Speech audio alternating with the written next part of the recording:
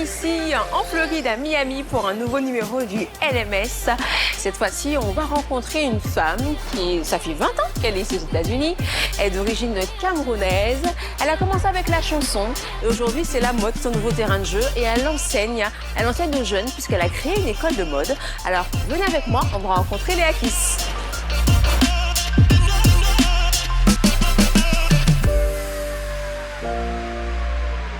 Let's go.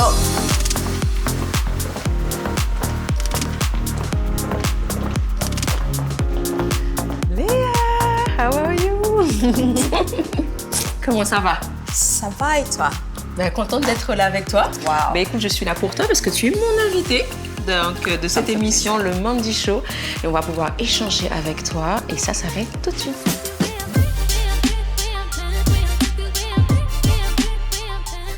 Léa, nous voilà. Je t'avais promis que je viendrais ici, voir ton école, discuter avec toi. Et nous y voici. Je sais que tu es une femme très très forte. Ça fait plusieurs années qu'on se connaît. Et aujourd'hui, je découvre cette belle école. Je vois tes modèles qui montent, qui grimpent comme Scarlett Ali. Je voulais qu'on puisse un petit peu retracer ton parcours, parce que toi aussi, tu étais sur les podiums. Toi aussi, tu as été modèle. Aujourd'hui, j'ai envie de dire, tu donnes maintenant de ton savoir.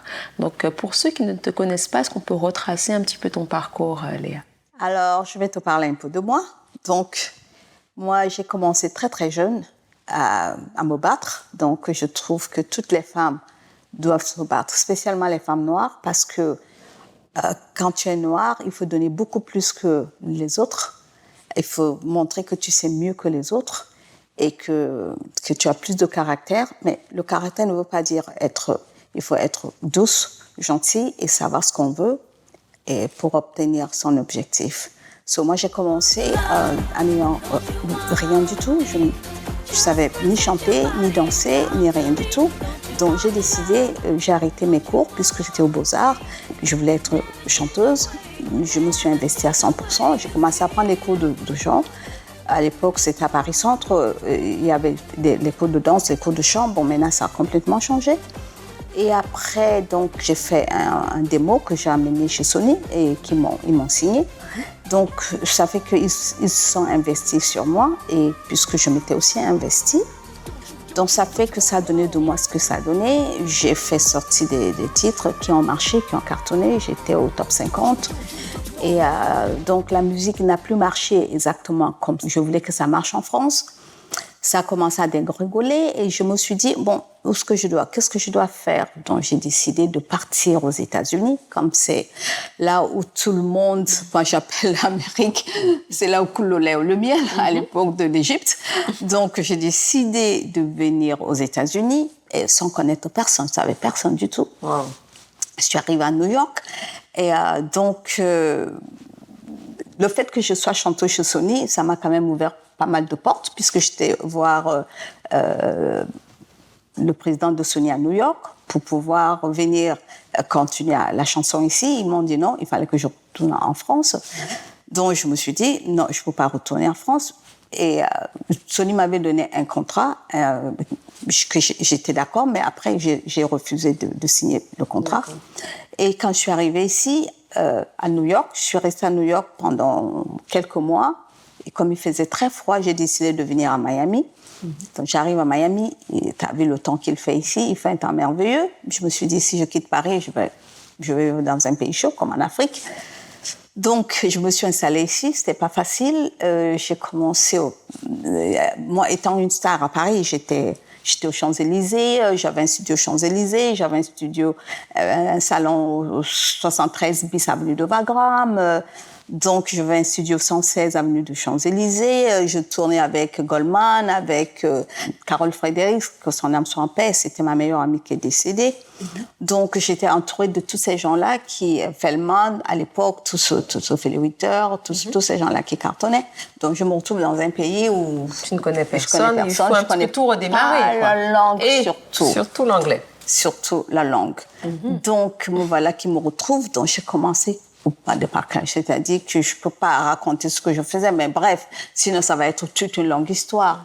Je vais écouter. Donc, comme la chanson ne marchait pas, Donc, je me suis dit, au lieu de rentrer en France, donc quand j'arrive aux États-Unis, le fait que j'étais chanteuse, égérie de Paco Rabanne, ça m'a ouvert toutes les portes, mais pas vraiment, parce que j'ai trimé quand même pour devenir ce que je suis devenue maintenant. Et comme la musique ne marchait pas, j'essayais d'être productrice de musique. Bon, ce n'était pas ça.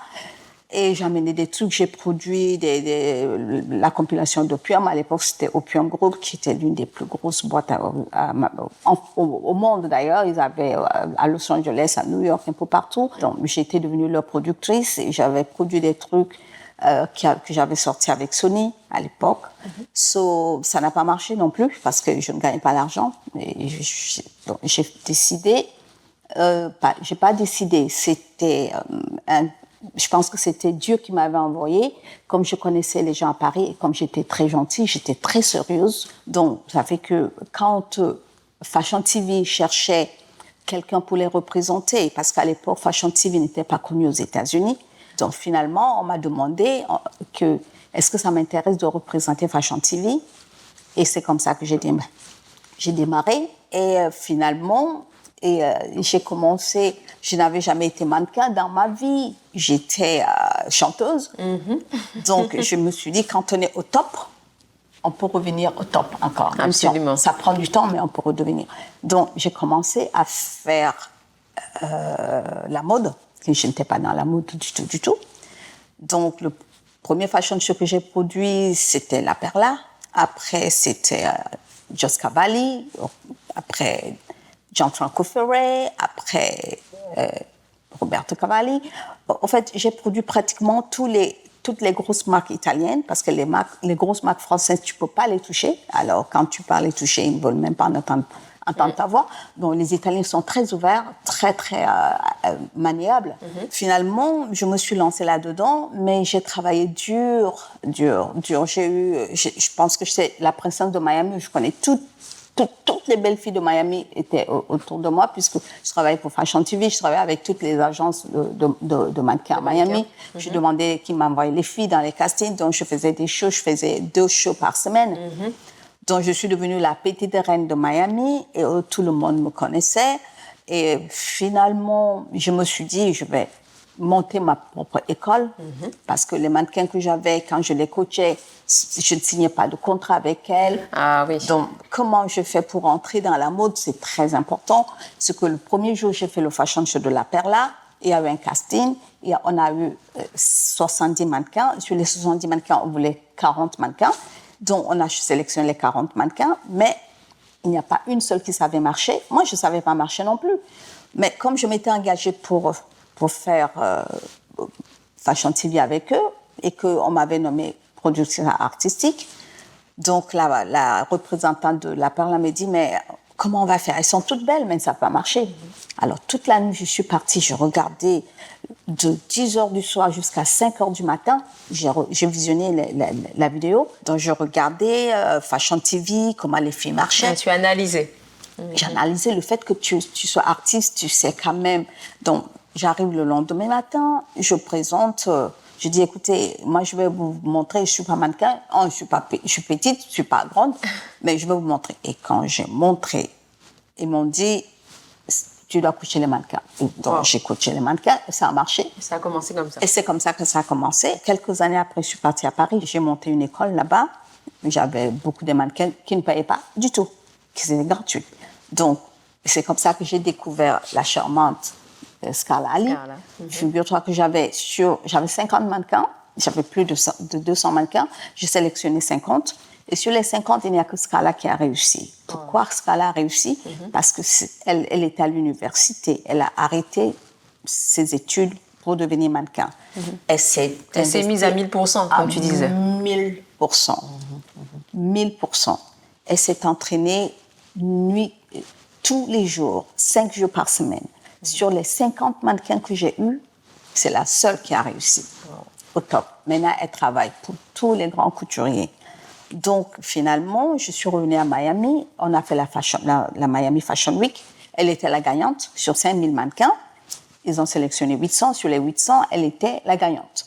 Donc, maintenant, j'ai monté une école que tu vois là. Donc, il y a une magnifique école d'ailleurs. Mes mannequins qui sont là.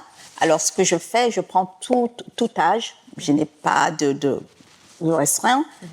Grosse, petite, grande, maigre, parce que la mode a vachement changé maintenant. C'est ça, c'est plus la mode d'avant. Donc les critères se sont beaucoup plus élargis. Les critères se sont beaucoup plus élargis.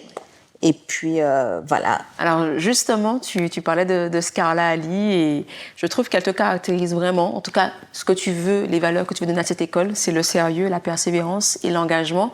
Et Scarla, ça a payé. C'est vrai qu'elle n'est pas avec nous aujourd'hui, mais je me dis tant mieux parce que c'est qu'elle est ailleurs et elle travaille, elle est active. On a quand même tenu à faire son portrait parce que je l'ai rencontrée il y a quelques années. J'ai vu ses débuts et je vois ce qu'elle est devenue aujourd'hui. Et j'aimerais que vous le voyez également. Donc c'est le portrait de Scarla Ali.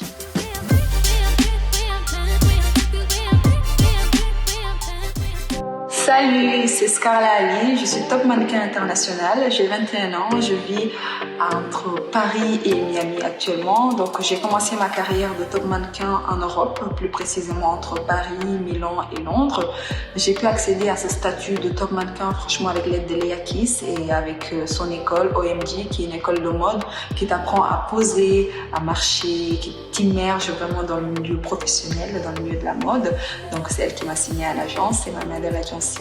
Donc voilà, et puis c'est un travail franchement qui est assez difficile quand tu ne connais rien dedans, parce qu'il faut savoir que moi j'ai abandonné mes études de droit en deuxième année, je ne connaissais rien de la mode mais je voulais absolument être mannequin. Donc quand tu ne connais pas, franchement faut vraiment prendre des cours, faut tomber sur des bonnes personnes. Moi j'ai eu la chance de tomber sur la bonne personne.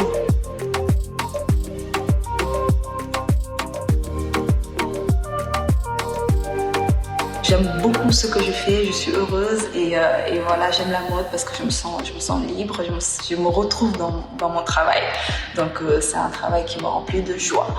Et mes conseils pour celles qui veulent vraiment se lancer au milieu professionnel, c'est vraiment de vouloir être mannequin, d'avoir la volonté de vouloir être mannequin. À partir du moment où vous avez la volonté d'être mannequin, c'est de travailler, d'avoir la discipline et aussi de prendre des cours parce qu'on ne devient pas mannequin comme ça du jour au lendemain. C'est comme le football, il faut s'entraîner, il faut prendre des cours, il faut avoir l'œil, il faut vraiment être immergé dans le milieu de la mode. Donc voilà. Et puis moi, pour l'année 2023, franchement, mes objectifs, c'est d'évoluer dans mon travail, d'aller toujours plus loin. Et puis voilà, actuellement, je suis contente parce que j'ai défilé pour pas mal de grands noms comme Giorgio Armani, Valentino, Fendi, Blue Marine, Tosardi, Off-White. J'ai défilé pour pas mal de grands noms et j'espère aller encore plus loin cette année 2023 qui se présente à nous.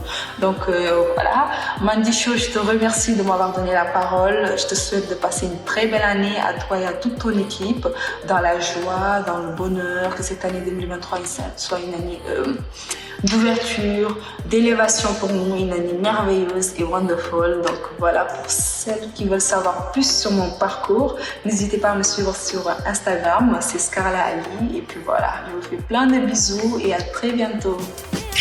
Ciao. Alors on vient de voir Scarla vraiment en très peu de temps. Ça a été vraiment très rapide avec elle. Quel est ton secret ? C'est vrai qu'on a parlé de sérieux et d'engagement, mais qu'est-ce que tu leur donnes vraiment à ces élèves en fait pour avoir ces ingrédients qui font qu'aujourd'hui ils ont tout pour réussir? Premièrement, quand les élèves viennent, parfois les élèves sont accompagnés de leurs parents. Je mets le parent à côté, dehors, je ne veux pas que le parent soit là parce que je veux que ça soit l'enfant lui-même qui décide de devenir mannequin. Parce que parfois, les enfants, ils deviennent mannequins, ils font quelque chose pour faire plaisir à leurs parents. Donc, quand ils ont un certain âge, ils renoncent. Alors que quand ça vient d'eux-mêmes, 100%, là, ils se donnent à 1000%. Donc, ça fait que mon secret, je n'ai pas un secret plus que d'autres. Le secret que j'ai, c'est le travail, c'est la persistance, c'est le sérieux, être à l'heure, respectueux.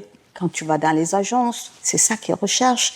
Quand tu entres déjà on te voit entrer, rien qu'à te voir, sans que tu parles, ils savent déjà qui tu es. Parce qu'ils en ont vu de toutes les couleurs. Donc, moi, mon objectif, c'était vraiment de développer le milieu noir. Par exemple, tu as maintenant les Soudanaises qui ont pris le marché. Pourquoi ? Parce que les Soudanaises, elles sont très calmes, elles sont très gentilles. Elles écoutent. quand tu vas dans une agence, les agences veulent les gens, les filles qui sont soumises. Pas soumises comme la soumission, mais les filles gentilles, les filles... C'est comme dans la musique, dans tout. C'est pour ça qu'on cherchait les jeunes. Avec la discipline. La discipline, les filles qui sont disciplinées, qui écoutent, qui ne disent pas le contraire de ce qu'ils veulent faire. Après, quand tu as réussi, tu fais ce que tu veux. Absolument, absolument. Et dis-nous, où tu vois l'école Oh My God d'ici les 5 prochaines années? C'est quoi ta vision? Moi, je voudrais voir mes mannequins perchés là-haut, placés, qui sont là. Parce que quand je vois Scala qui fait...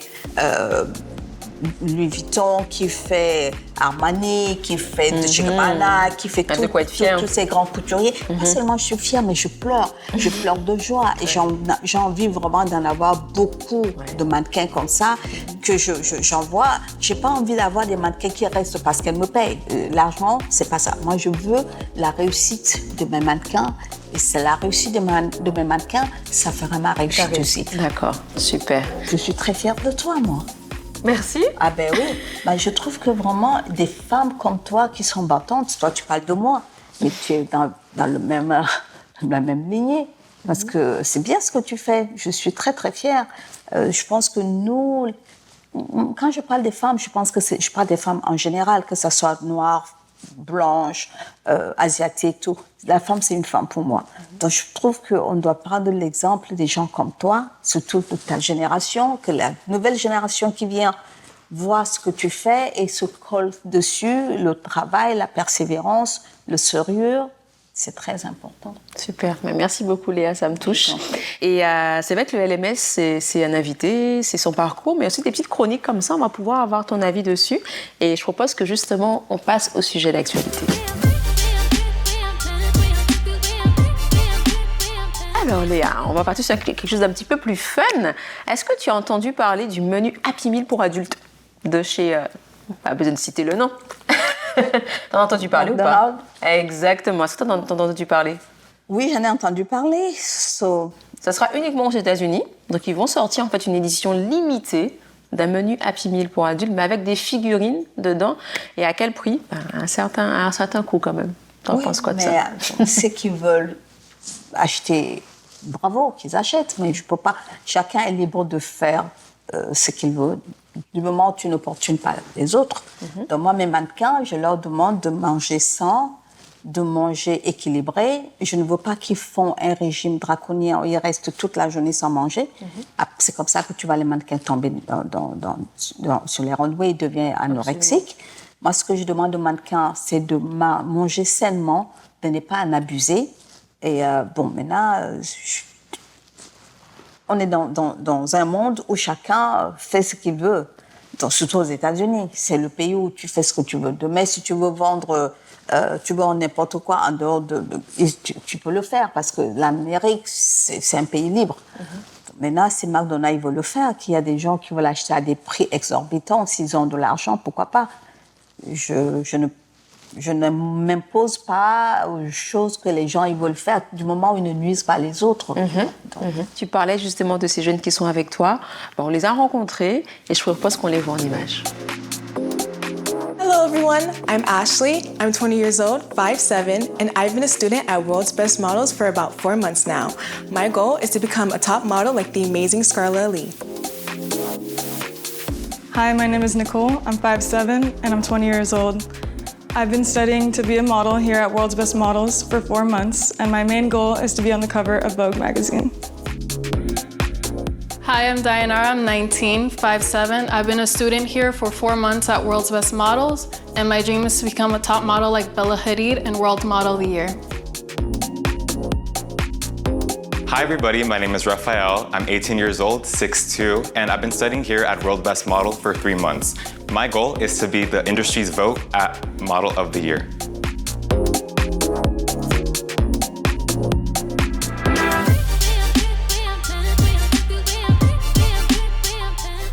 Alors Léa, bon, c'est vrai que comme tu me le disais, tu préfères te faire plaisir, aller au restaurant, mais il faut savoir qu'il y a pas mal de plats traditionnels à travers le monde. Donc je vais un petit peu tester avec toi. Si je te dis la coquille Saint-Jacques, facile, ça vient de France. Ouais, exactement. Si je te dis chiles en nogada. Mexique. Exact, bien joué. Alors là, c'est des petits paquets farcis avec un mélange de capre, de raisin, de poivrons et de viandes diverses. Et c'est enveloppé en fait dans des feuilles de banane. C'est un plat traditionnel à cet endroit-là. C'est en Amérique du Sud. C'est le Chili, non? Non. Bon, je passe. Tu passes, c'est le Venezuela. Ah, le Venezuela. Ouais. Ok, bon. Alors, le suivant, là, c'est un dessert. C'est d'ailleurs l'un des gâteaux les plus connus au monde. Ouais. Il est à base de chocolat, de confiture d'abricot. Et figure-toi qu'il a été inventé par un jeune de 16 ans à Vienne. À Vienne. Elle s'appelle la Sachertorte. Ça vient d'où? Si ça a été inventé en Vienne, ça doit être l'Autrichien. Exact. Oui, ça vient de l'Autriche, tout à fait. Allez, un petit dernier.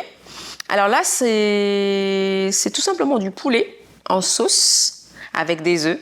C'est vraiment un plat typique à cet endroit. Ça s'appelle le Dorowat sur Injera. Ah, l'Éthiopie! L'Éthiopie! C'est exactement ça. Félicitations, vraiment, Léa. Alors, j'aimerais qu'avant qu'on se quitte, quels sont tes vœux pour 2023 pour Oh My God et pour le LMS, pourquoi pas, pour notre émission? S'il plaît à Dieu, en 2023, je fais un fashion show comme je l'avais fait avant à la Tour Eiffel. Et je ferai aussi un fashion show aux Galeries Lafayette en 2023. Je ferai aussi un fashion show au Salon Hoche, aux Champs-Élysées, là où j'ai fait le final de mes mannequins. Donc, mes vœux pour 2023, déjà, c'est qu'il y a déjà de l'amour, parce que l'amour, ça rassemble les gens. La santé, parce que quand on a la santé, on peut tout faire. On peut, tu vois, ça c'est... Et puis après, quand on a la santé, quand on a l'amour, après, qu'est-ce qu'on cherche encore? C'est de l'argent. C'est réunir toutes ces choses-là. Parce que même quand on a de l'argent et qu'on n'a pas d'amour, avec qui on peut dépenser cet argent, en fait, on ne peut pas se jouer de cet argent-là. Donc, la première des choses que je mettrai en premier, c'est l'amour. Donc, d'abord la santé. Deuxième, c'est l'amour. Troisième, c'est l'argent. Très bien. Donc, ce que je souhaite à toi, que tu commences l'année 2023 en pompe. Je sais que tu vas réussir. Je sais que tu vas aller très loin parce que tu es une fille très, très ambitieuse. Je sais comment tu as démarré. Et que toutes les jeunes filles doivent prendre ton exemple. Et que je dis à tous les jeunes que, il ne faut pas être très pressé. Qui va lentement, va sûrement. C'est pas parce qu'on t'a fermé une porte que tu dois tout arrêter. On peut te fermer 1000 portes.